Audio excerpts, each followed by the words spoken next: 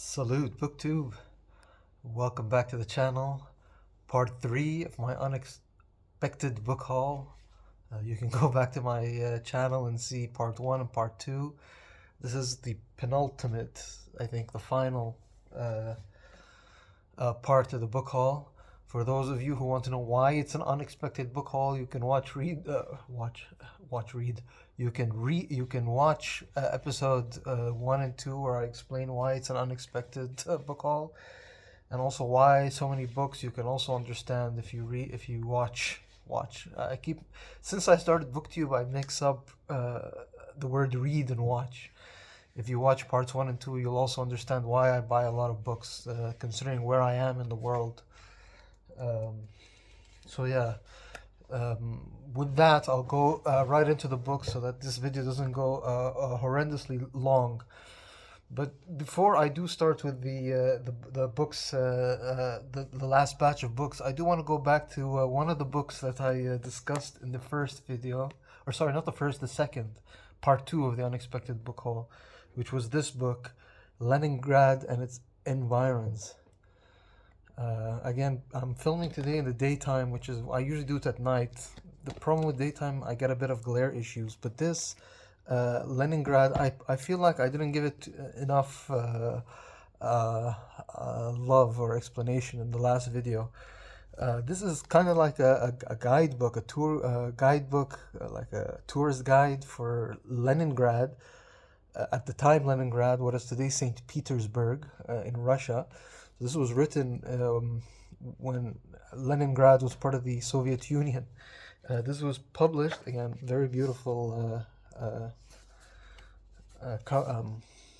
end papers. Look at that, very nice.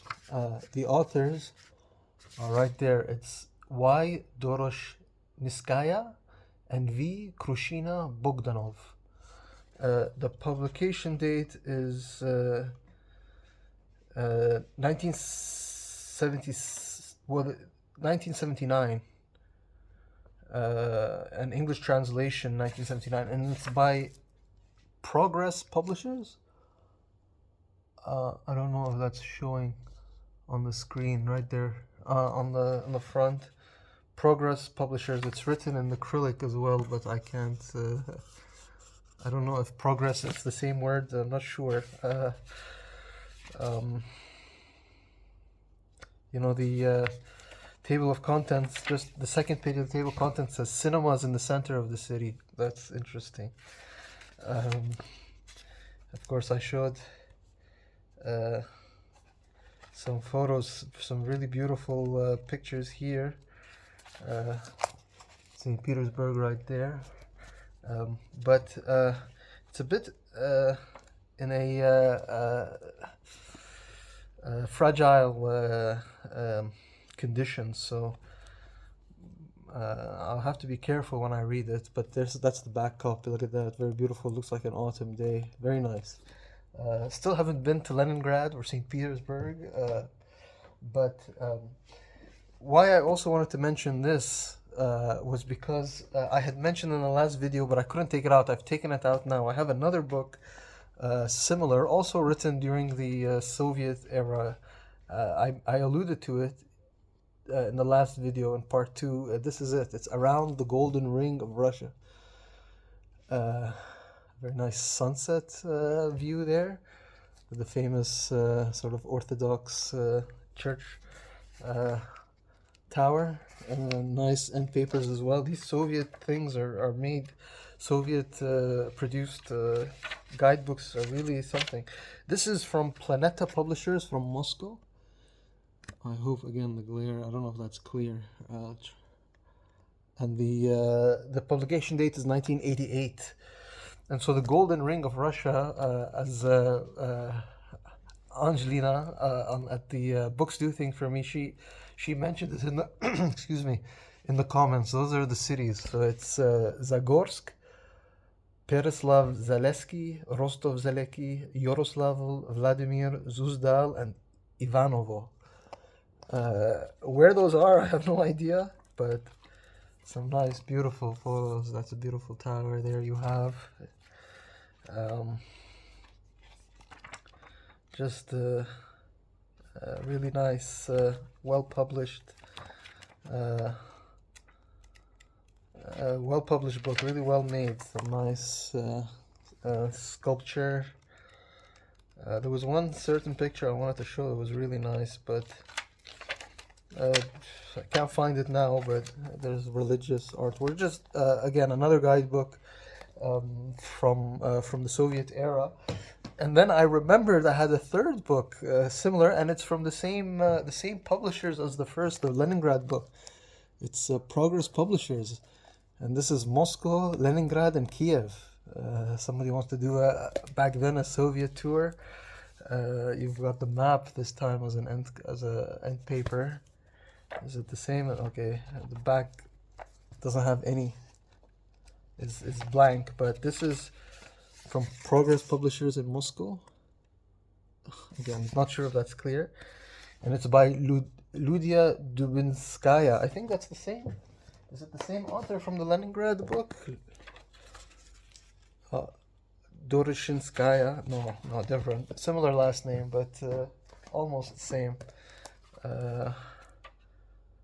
No, not the same author, but the same publisher. And then this, I don't think I mentioned the author of this, Around the Golden Ring of Russia.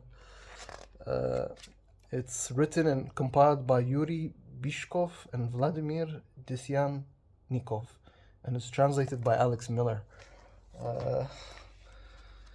And this one, like all of them, you've got maps. I think that's Moscow, if I'm not mistaken. Yeah, red square. That should be Moscow. And it also has some pictures of Kiev, which is now Ukraine.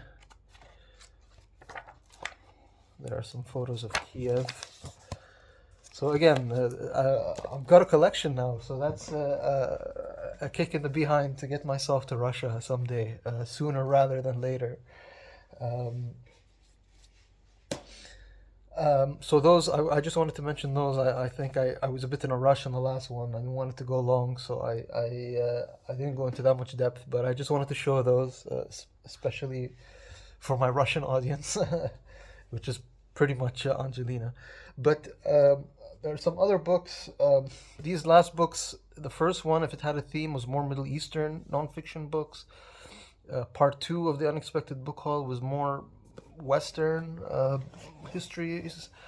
This one is more of a mix, just books I got again to support the local used bookstores in my part of the world. So although the first one I'll show, I think the first theme is a bit ancient, and again mostly non-fiction, but this one is fiction, although it's historical fiction.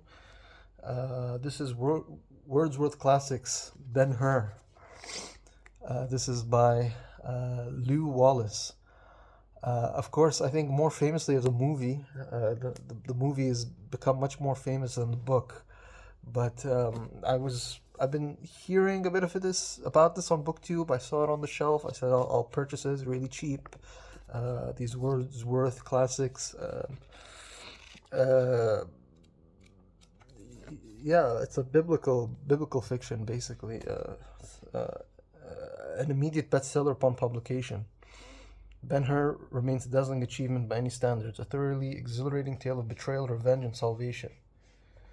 It is the only novel that ranks with Uncle Tom's Cabin as a genuine American folk possession. This was the book that finally overcame the inherent suspicion of fiction that still prevailed in much of America in the late 19th century. I don't know what that's about.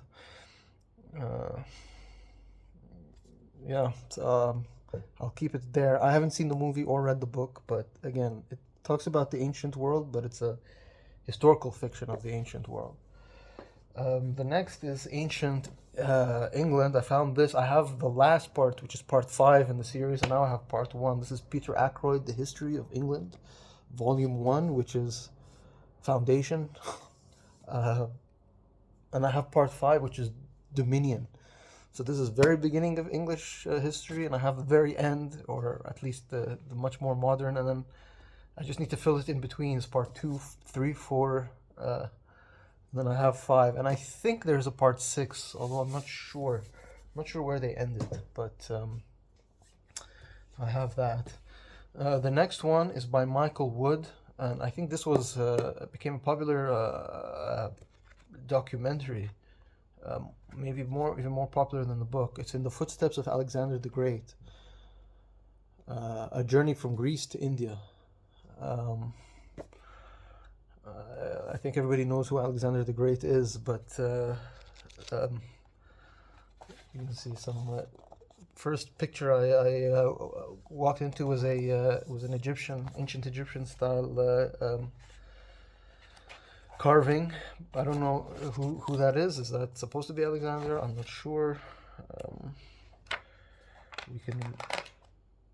It says overly beloved of Ra, the son of Amun, Alexandrus. Alexandrus, pharaoh of Egypt. Yeah, worships at the temple. Why I picked this book? I'm from the Middle East. I mentioned in my last video, I'm half from the Emirates. My other half is Iraqi. Iraq is where Babylon was. Alexander the Great died in Babylon, so this is history as far as I'm concerned. More Middle Eastern ancient history. This is The Phoenicians. This is by Mark Woolmer. Again, a small book. A lot of the books about the Phoenicians are small.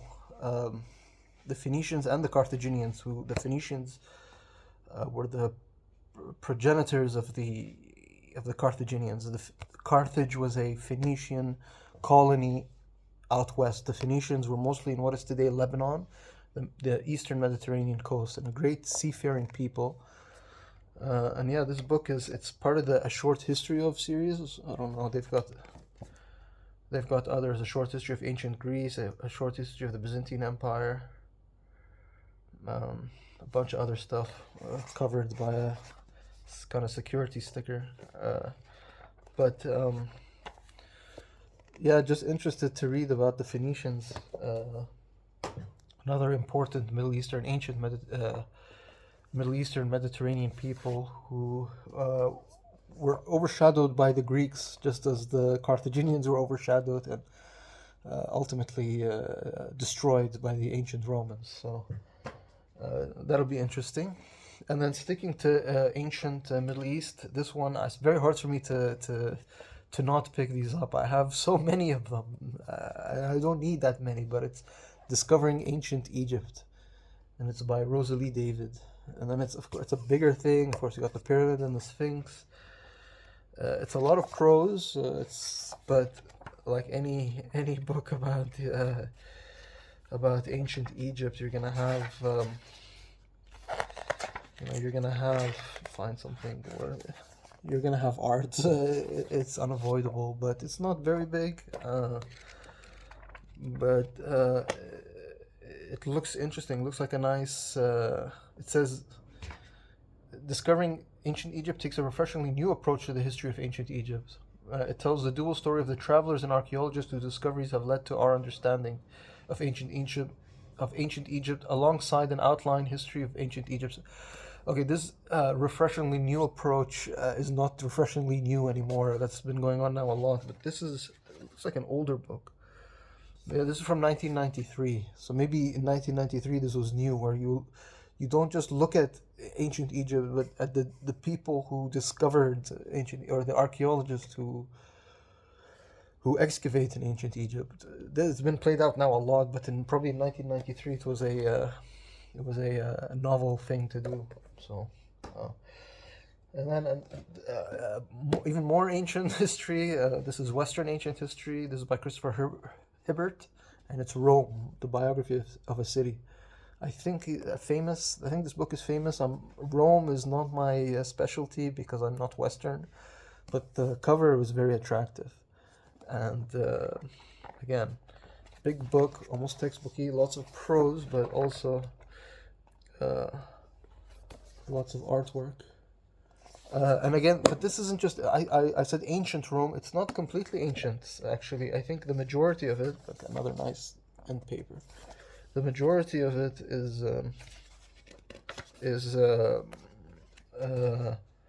of course there's imperial or ancient Rome, but then there's the a lot of it is about the Renaissance, etc. So it's not all ancient Rome. Okay, it goes all the way to Mussolini. Okay, so even modern Rome. So just a biography of a city from its beginning to modern times. Very, very excited to have it. And then well, it's not the last book in this haul, but it's we can say maybe the last one under the ancient or um, grand narrative history. This is by Felipe Fernandez Armesto, and it's Millennium, a history of our last 1,000 years. So I think millennium is referring to the year 2000. So I think this is from 1000 to 2000. Um, I'm actually reading another book by Felipe Fernandez Armesto. If you see my a couple of videos back in my July TBR, I think the if you look at the video, the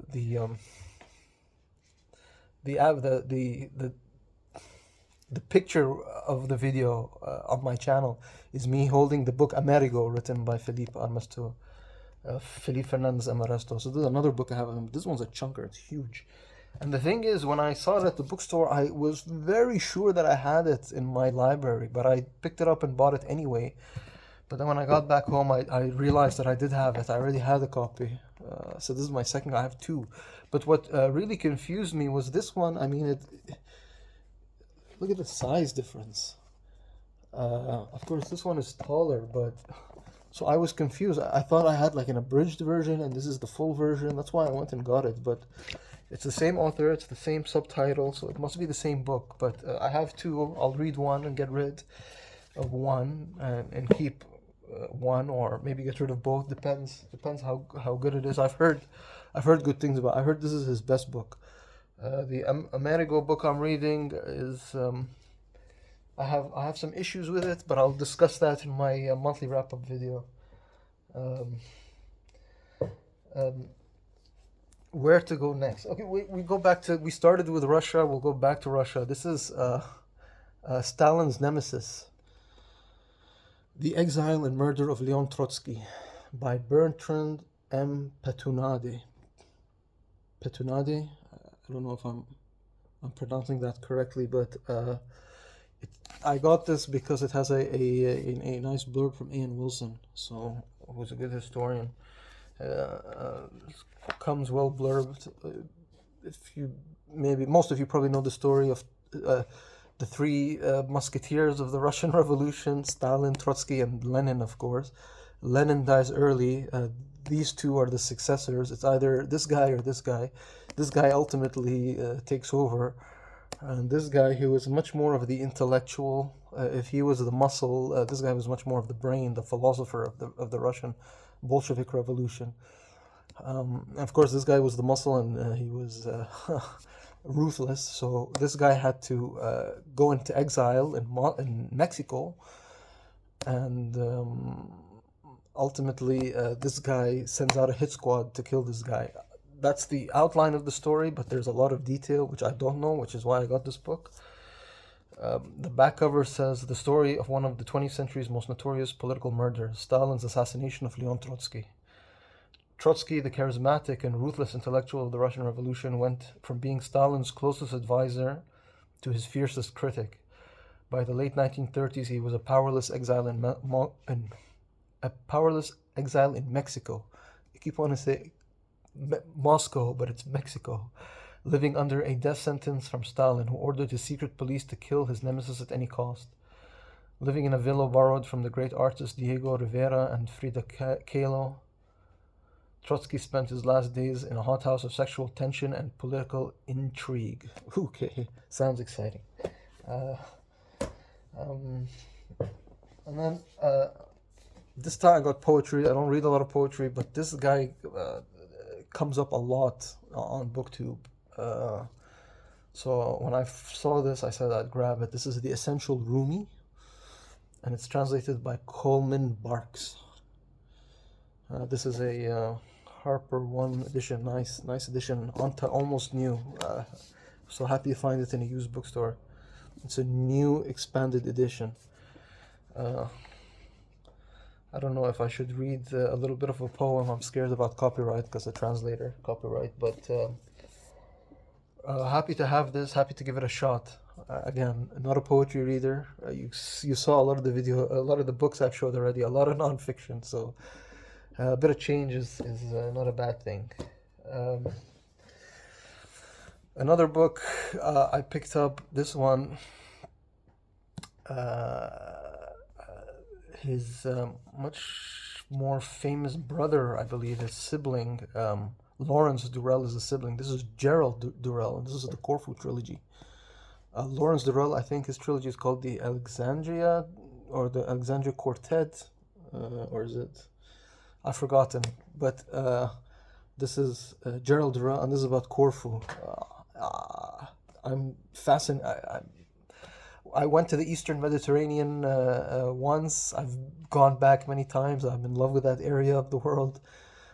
This one is much more, if I'm not mistaken, when I read the back cover while browsing at the shop, I think this is more about the natural history of Corfu and the Greek islands. So much more about animals and plants, flora and fauna. So that will be interesting. Um, Last couple of books, a bit of a hodgepodge of different subjects. Again, to support the used bookstore, I picked these up. This book I saw Vin at Revenant Reads. If I remember, I'll link his channel. He hauled this book, and then I saw it. You can see at the far end there. Those are my sports books, mostly football. What the world calls football, what Americans call soccer. A lot of soccer books over there. This is another one. This is by Simon Cooper and Stefan Szymanski, and it's Soccernomics.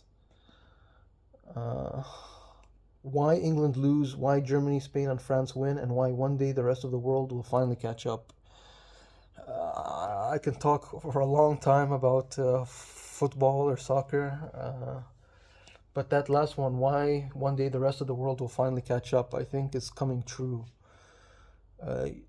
Football or soccer was dominated. It was dominated by the Europeans. Well, the South Americans. It began almost equal between the South Americans and the Europeans. And the South Americans were dominant in the beginning, actually. But what happened was just Europe, the money in soccer, in European soccer, there's so much more in Europe that Europe, especially European club football, there's just more money. And even the best South American players go to Europe to make their living. But today, I think that's changing. Europe still has the most money in football and soccer, but we're seeing a change. There's another World Cup that's going to be in North America and in the US and Canada and Mexico in 2026, which is in about a year from today, summer of 2026. When will there be an African World Cup winner? When will there be a North American World Cup winner, an Asian World Cup winner? Maybe not in the next, maybe not in the next decade, but maybe in our lifetimes. It's possible, but I won't go any far deeper than that. Unless somebody wants a discussion about football or soccer books. This book, I have the author, I think, is Merzberg.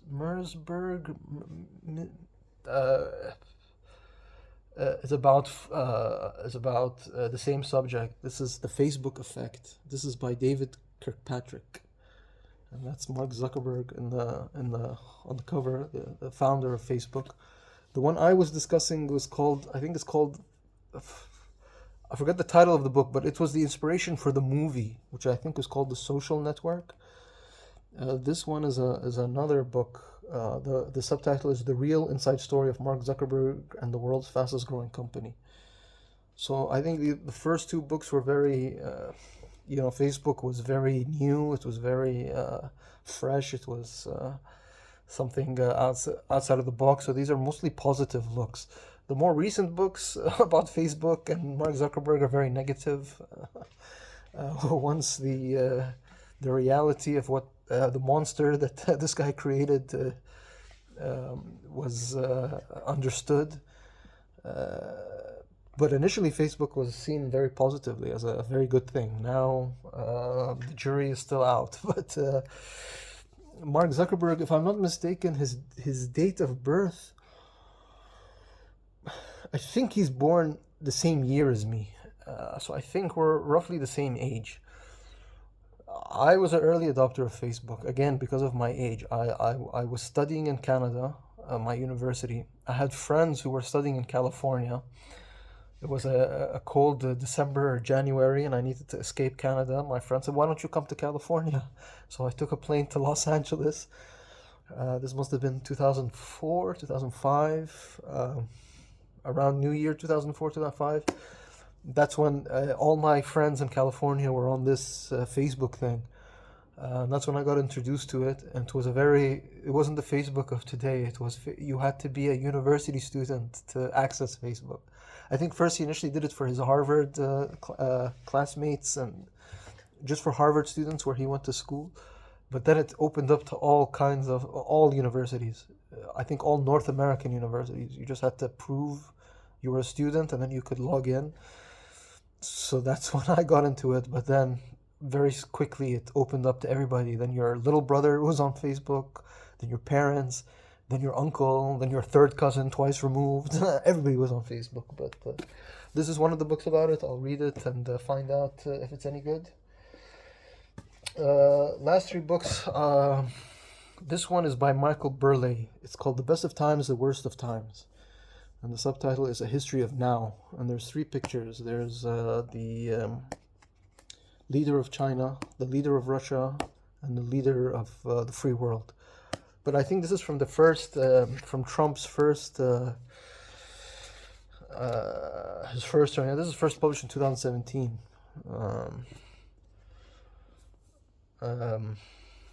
But Michael Burleigh writes, he writes about politics, but with a very historical, I don't know how to describe it, history of ideas. The back cover says, in the decades since the end of the Second World War, it has been widely assumed that the Western model of liberal democracy and free trade is the way the world should be governed. However, events in the early years of the 21st century have threatened the general acceptance that this is the only way forward. Who could have imagined that China would champion globalization and lead the battle on climate change, or that post-Soviet Russia might present a greater threat to the world's stability than ISIS? And as America turns inward and Europe is beset by austerity politics and popular nationalism, the post-war consensus looks less and less secure. The consensus that has been around since the end of the Second World War. But is this really the worst of times? In a bracingly forensic examination of the world we now live in, acclaimed historian Michael Burleigh suggests that while we may be on the cusp of still more dramatic change, perhaps the risk will, in time, bring not only change, but a wholly positive transformation. So basically what Michael Burleigh is arguing there is that maybe the rise of China, Russia, the BRICS, maybe a more multipolar world is not necessarily a bad thing. The bipolar world, when it was the US and the Soviet Union, was, I don't know, maybe not the greatest model for world governance. And the unipolar world, well, we're living through it. It hasn't been, let's just say the last 25, 35 years hasn't been very stable in many parts of the world. But a multipolar world where many states can each check the other, it's fascinating. I actually have a lot of really quickly, of Michael Burleigh's books, which I haven't read, but now that I have this, I can probably read them. This one is called Earthly Powers, and it's about the clash of religion and politics in Europe from the French Revolution to the Great War. Sacred Causes, Religion and Politics from the European Dictators to Al-Qaeda, and then Blood and Rage, A Cultural History of Terrorism. So I don't know how to define his books, but I have many of them. I should read them, make space in my library, because I don't need 100 books from Michael Burleigh, but there you go. Second last book, this is Rick Atkinson's The Guns at Last Light, The War in the Western Europe. This is part 3 of a World War III trilogy. It comes highly recommended by the historical-minded booktubers, the military history booktubers. Rick Atkinson is now much more famous. He's writing a trilogy of the American Revolution, but this was his first trilogy about the Second World War, and this is part 3. So I don't know if I should read part 3 or wait till I find part 1 and part 2. I don't know if I'll find part 1 and part 2, but I heard part 3 is the best one, so maybe I'll read this before I even get part 1 and part 2. I'll think about it. And then the final book, again about America. When I buy books about contemporary political America, I try to balance it. For every one left-leaning book about America, I try to find a right-wing, right-leaning book about America. This one is in the latter camp. This is The War on the American Republic, How Liberalism Became Despotism, and it's by Kevin Slack. And Kevin Slack is a professor of politics at Hillsdale College, which I think is in Michigan. And Hillsdale is famous for its more right-wing, very conservative university, where he teaches political philosophy and American political thought, including American progressivism, liberalism, and radicalism. Yeah, so definitely more right-wing. I just wanted to, before I end this, again, very long video, this book is quite recent, from 2023. There's a lot of biblical quotations, but the dedication of this book, I'd like to read it. It's I dedicate this book to the young citizens of this country, especially my students, who are disgusted by our rotting plutocracy and fortified by the moral confidence to shame those so clearly repugnant to life and liberty. They have seen all the plutocracy can promise them in subjection in an isolated and degrading servitude, and praised by a ludicrous priesthood that deifies profit, degeneracy, and self-hatred. I dedicate this book to the new right. These are dumb fighting words. Very angry. I mean, the left has its crazies and the right has its crazies, but I think the right is much more angry. You can tell that dedication, and his students, and what he's writing on behalf of his students. I don't know if they all agree. I think that's the problem with somewhere like Hillsdale College. Everybody, there's groupthink, but yeah, those are, I mean, there's anger, and then the new right. Basically, Hillsdale College was neocon, and then when Donald Trump came on, they became new right. So I don't know what to make of this, but I'll read it. I think I'm gonna go on a big binge of reading American histories and books about American politics in 2026, which is the 250th anniversary of the founding of the American Republic. So maybe I'll keep this for next year, but yeah, again, that's it. Again, going long, but at least it's over. That's the book haul, part 3 of 3 done. I hope you enjoyed it. Let me know anything in the comments. Let me know, and I'll see you on the next one. Salute, Book 2.